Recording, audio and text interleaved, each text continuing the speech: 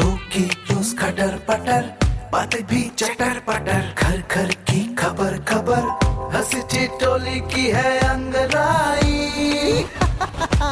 Radio Raju भाई, radio Raju भाई, radio Raju भाई, राज मिस्त्री का अपना रेडियो।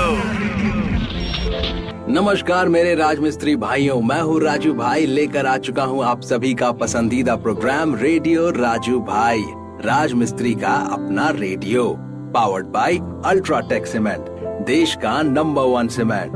दोस्तों शुरू करते हैं आज का प्रोग्राम, यानी कि रेडियो राजू भाई, राजमिस्त्री का अपना रेडियो।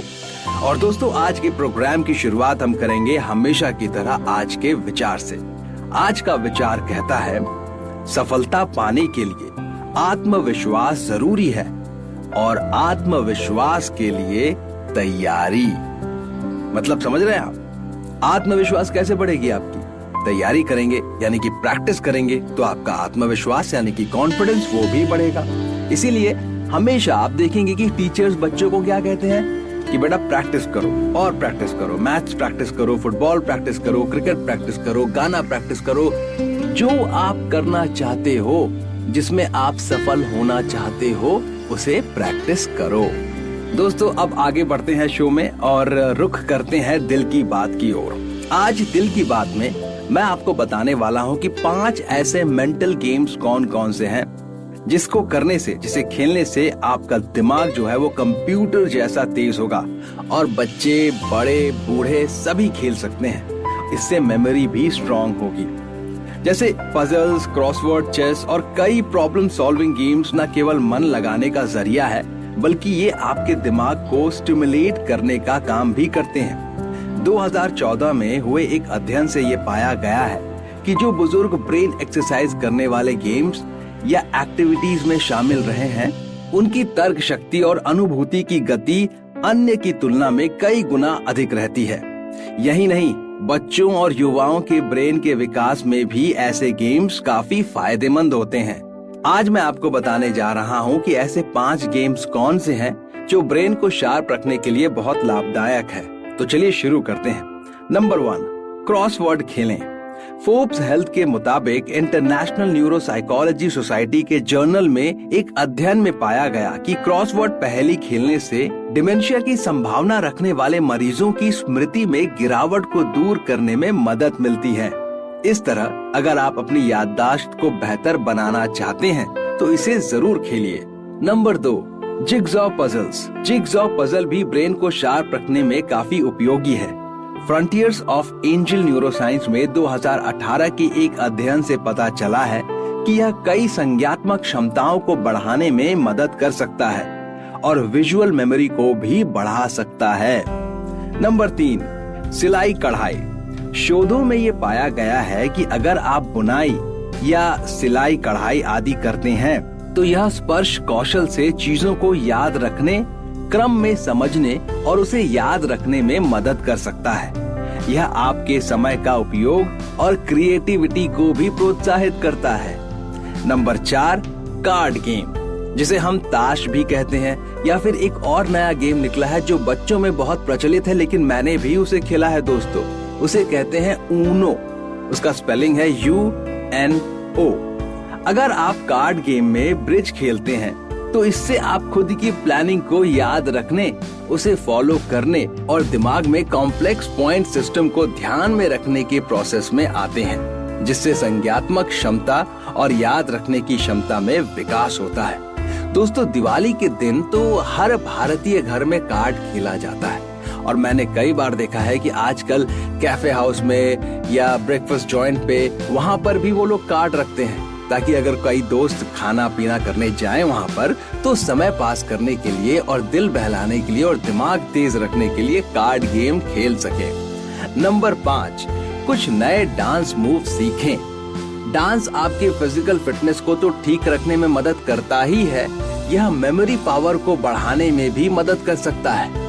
आपको संगीत की गति और उसकी मनोदशा के साथ साथ अपने साथियों के साथ तालमेल बनाना, अपने बॉडी को लंबे समय तक क्रम से स्टेप्स याद रखना भी जरूरी है। यह स्पर्श, दृश्य, मोटर स्किल और श्रवण क्षमता को भी बढ़ाता है। तो दोस्तों, इन सारी चीजों को अगर आप करेंगे, और यकीन मानिए ये सब सारी चीजें करना बहुत मुश्किल नहीं है।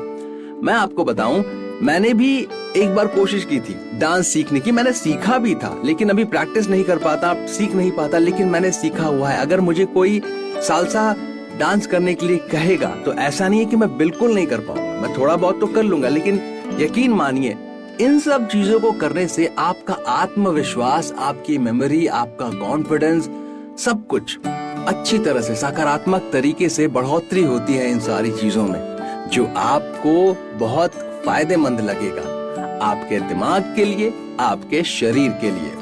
तो दोस्तों, इन सारे गेम्स को, मेंटल गेम्स को जरूर खेलने की कोशिश कीजिए। परिवार के साथ खेलने की कोशिश कीजिए, अकेले खेलने की कोशिश कीजिए।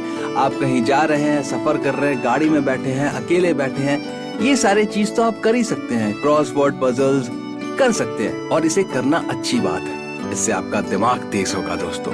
अब रुक करते हैं कहानी की ओर। जी हाँ, शो को आगे भी तो बढ़ाते रहना है, लेकिन उससे पहले आप सभी राजमिस्त्री भाइयों के लिए मेरा एक संदेश है।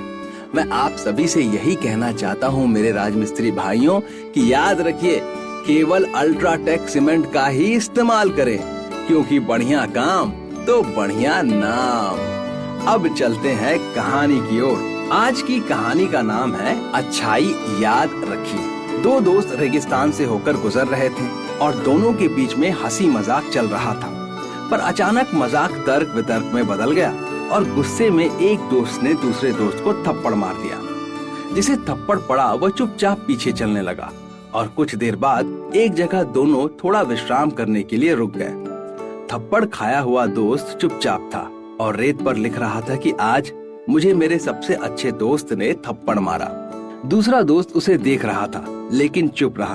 तभी दोनों ने डिसाइड किया कि अब यहाँ से आगे बढ़ते हैं, तो वो रेगिस्तान से होकर गुजरने लगे। कुछ दूर चलने के बाद एक नदी आई। तभी दोनों ने सोचा कि नदी के पानी में नहा लेते हैं, थोड़ा बैठ के विश्राम कर लेते हैं और थोड़ा पानी भी पी लेते हैं। दोनों नहा रहे होते हैं, तभी थप्पड़ खाया हुआ दोस्त नदी के अंदर जाने की वजह से पानी में डूब रहा होता है। तभी दूसरे दोस्त ने उसका हाथ पकड़कर उसे बाहर खींचा और उसकी जान बचाई।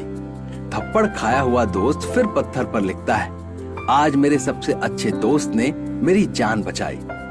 दूसरे दोस्त ने जब थप्पड़ मारे हुए दोस्त को इसका कारण पूछा तो उसने जवाब दिया, जब हमें कोई दुख होता है तो उसे रेत पर लिख देना चाहिए, जिससे क्षमा की हवा आसानी से उसे मिटा दे, और जब कोई आपके लिए अच्छा करे तो उसे पत्थर पर उकेर देना चाहिए, जिसे चाह कर भी कोई ना मिटा सके।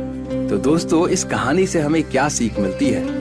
इस कहानी से हमें ये सीख मिलती है कि जिंदगी के सफर में उतार चढ़ाव आते रहेंगे, रिश्तों में खटास मिठास आती रहेगी, लेकिन जिनके जीवन में सार्थकता है, सिर्फ उन्हीं की बातों को महत्व दें। जो चीज आपके जीवन में सही मायने में अच्छाई की ओर आपको ले जा रहा है, आपका फोकस, आपका ध्यान उन्हीं सारी चीजों पे होना चाहिए।